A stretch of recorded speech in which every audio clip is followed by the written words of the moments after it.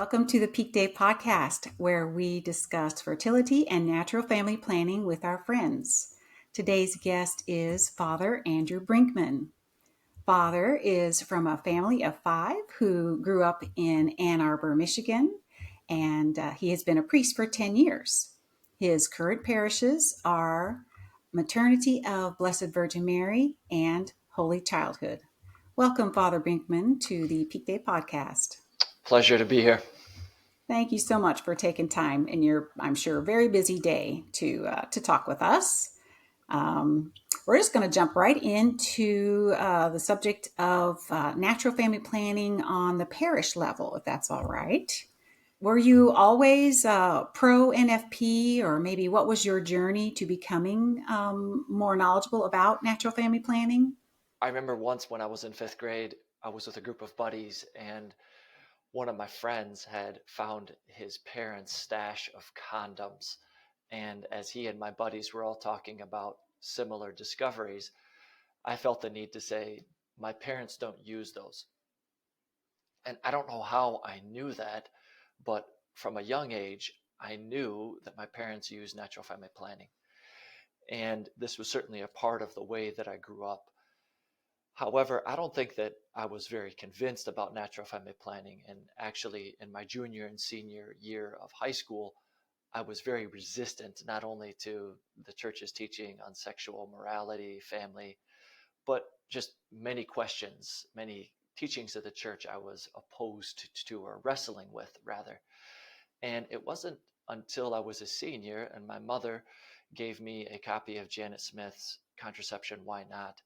And I listened to the talk and was immediately convinced of its wisdom. I mean, it was a night and day shift, and the clarity of Janet Smith's explanation and the breadth of her knowledge just did a lot to convince me of what the church was teaching. So to answer your question, I come from a family where natural family planning was practiced, but had my own struggles. And from that moment, once I understood what the church taught, it was not only clarifying on this particular point, but it really helped me to embrace the faith, the Catholic faith, in a more profound way. What was your training in seminary to prepare you to teach and preach about natural family planning? We had a really good course on sexual morality, in which we talk about the moral act, the ethics of, everything concerning sexual intimacy. And we also had a class on marriage preparation. We also had some formation sessions in which some OBGYNs came to speak about just women's health, reproductive health in general, and in particular, the dynamics of natural family planning. We had a couple practicum classes in which we did talk about preparation and how to incorporate natural family planning in our discourse. So I was happy with what I received, especially in the major seminary, in regard to natural family planning. What could Couple to Couple League do to support you as a priest and other priests in promoting natural family planning? Don't wait for the priest to tell you that he needs help. I think that sometimes we're just expecting that somebody say, we need you to do this, or waiting for permission to do a thing, to begin an initiative. And I just think there's a lot of good in just saying that we possess this truth. We have this great gift, and wow, there are just so many people who need to hear it. And not everything is waiting for the priest to say, you must do this. I think in virtue of one's own baptism, by being a priest, prophet, and a king, by being a laborer in the vineyard, the baptized are already equipped with this great news of the gospel, including all the good news concerning marriage and family life. So it is good for a priest to know that he's got some allies in the parish who want to help, especially in such a delicate topic, a place where there's so much resistance and a battle. But I wouldn't wait. Just share the good news.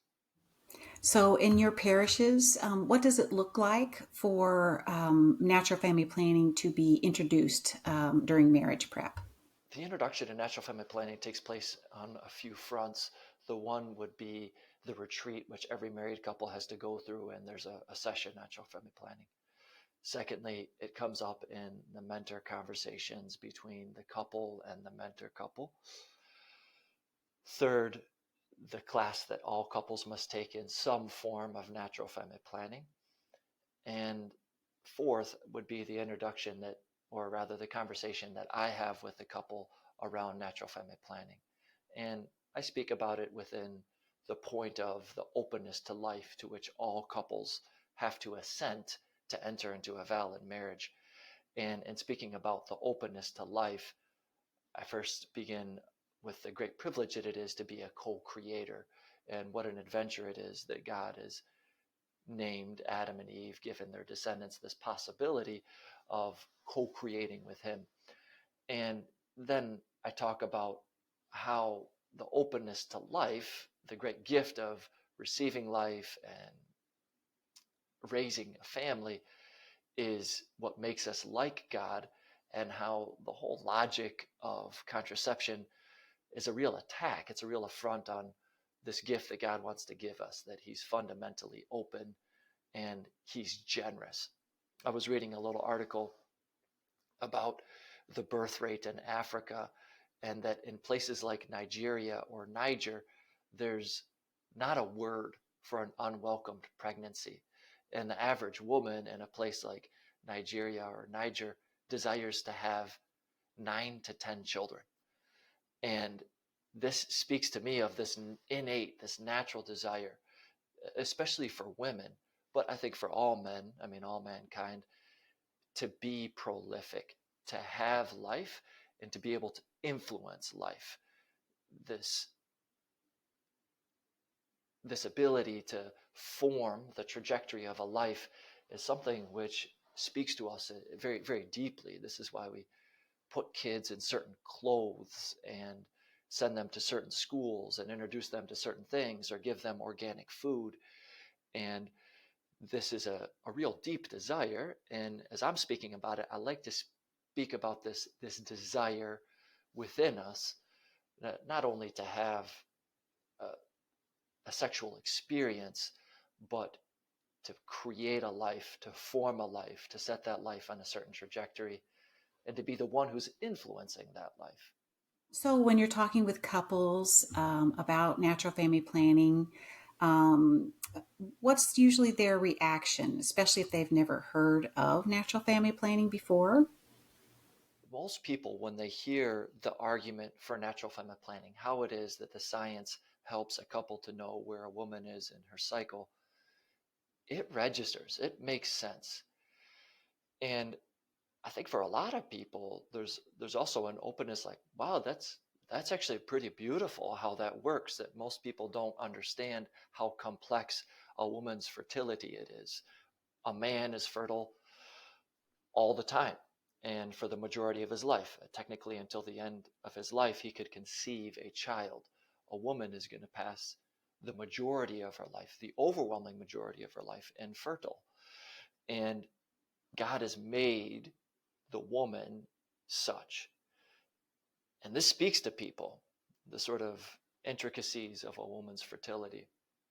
I think, though, that aside from the awe that people experience at learning what natural family planning is, and that it would be good to have regular abstinence and denying myself of a good, and how the heart can grow more fond by denial, basically, there's a fundamental fear that people have, and that is, what if we conceive a child? And we live in a time of profound anxiety. It's one of the marks of our age. We're anxious. We're very anxious. And this anxiety is exacerbated by the reality that I would have another child to take care of. There would be another demand on my life. And because contraception has so formed the way that we live, that we can't imagine not being able to live a certain style of life. And because there may although there may be an attraction to natural family planning, and there may be an understanding that abstinence is good, at the end of the day, I think anxiety takes the upper hand, and people who understand it basically and see the value of it just choose to live the safe way, which is using a contraceptive rather than living with the risks that come with natural family planning. And the desire to be in control, right, absolute control of my life, is just a hard thing to let go of. In a perfect world, Father, when do you think young people should be hearing about natural family planning and abstinence and chastity? A parent doesn't have to enter into all the details to talk about some of the basics of the human body and the goodness of the human body, and to have a relationship with the body, my own body, and knowing the different parts of my body, especially those which concern our fertility and the goodness of them, and a certain awe and love of them, I think is really a good thing. And perhaps it's our own shame around our bodies that prevent us from really seeing the goodness of the body, the goodness of our fertility, especially the goodness of those parts which most pertain, to fertility. And what strikes me, especially as I'm working with couples, is that even women in their 20s and their 30s have not even a rudimentary knowledge of their own fertility. And this comes from even people who have been in the medical field, just don't understand some of the basics of a woman's cycle. And my general thought is, as soon as a young girl is hitting puberty, even before that, she should know about being able to track that. In an ideal world, I think that would be the best way. What do you think would be a way to make our parishes large family friendly? Do you think that natural family planning plays a role in that? This is a question that I wrestle with regularly. And I'm convinced that when people come to know Jesus and they surrender their lives to the gospel, that a whole host of other issues falls into line. And one of them being the reality that I am not master of my life and that I must submit myself to God. And our fallen nature is so resistant to this truth. But when we do recognize that God is our Father and He's taking care of us, and that He's God, we're not, and that means that I have to accept a whole other host of issues, that the question of sexuality, sexual morality, the openness to life, the goods of living a sacrificial life, these things begin to fall into place in such a way that people then begin to be open to having a big life. And to answer your question, yes, I mean, gosh, would that our places, all of our parishes were just very open to welcoming big families. I get that. I hear that. I'm just convinced that so many people do not even understand the basics of the gospel, the basics of what it is to belong to Christ. And by focusing my energy there, I hope to arrive at what you speak about, which is this openness to life and how the heart can expand by receiving new life. That's beautiful, Father. Yeah, the truth really is key. Learning the truth is key to opening up all those other doors and avenues of living life. That's beautiful. Thank you.